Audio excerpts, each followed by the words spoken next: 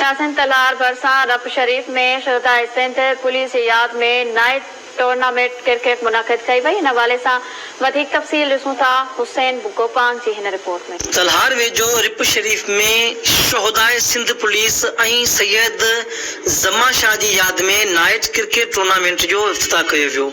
उन दौरान शानदार आतिशबाज़ी जो पिणु मुज़ाहिरो कयो वियो।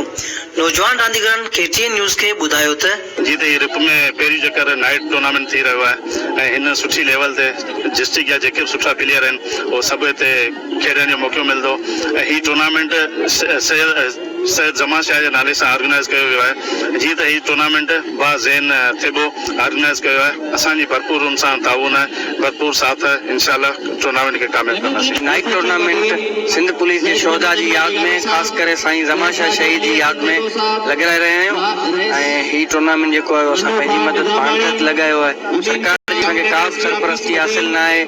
असांजा नौजवान आहिनि, मीर फैसल तालपुर आहे, ज़ैन पुलिस थिबो आहे, सिंध पुलिस जो जुल्फ़कार थिबो आहे, ॿिया काफ़ी सारा साथी आहिनि जिन जी महिनतुनि में शामिल आहे ऐं हीअ जेका आहे बाराड़ी में असांजे मुआशरे में जेके ख़राबियूं आहिनि उन अहिड़े माहौल में हीअ सेहतमंद सरगर्मी जेका असां शुरू कई आहे तमामु बहितरीनु आहे ऐं वॾो क्राउड अॼु गॾु थियो आहे। सिंध गवर्नमेंट खे पुलिस खे थोरो एंटरटेनमेंट जे लाइ टाइम ॾिनो वञे। 24 कलाक खां या 16 कलाक असांजी सिपाही ड्यूटी करे थो, कुझु उनखे एंटरटेनमेंट लाज़मी आहे। सैयद ज़मा शाह जे नाले सां हीउ टूर्नामेंट जेको ऑर्गेनाइज़ कयो वियो आहे।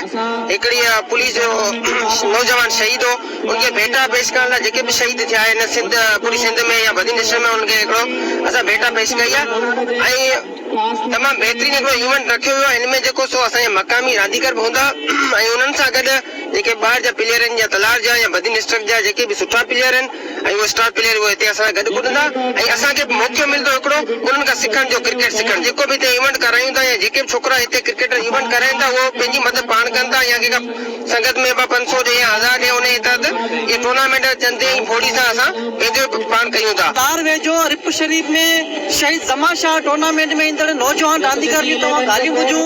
हिननि जो चवणु आहे त हिन क़िस्म जूं स्पोर्ट्स एक्टिविटीज़ जो हुजणु लाज़मी आहे जंहिंजी वजह सां हितां जा नौजवान समाजी बुराइनि खां बची सघंदा ऐं गवर्नमेंट खे बि खपे त हितां जे नौजवाननि जी मदद करण जे लाइ अॻियां अचे।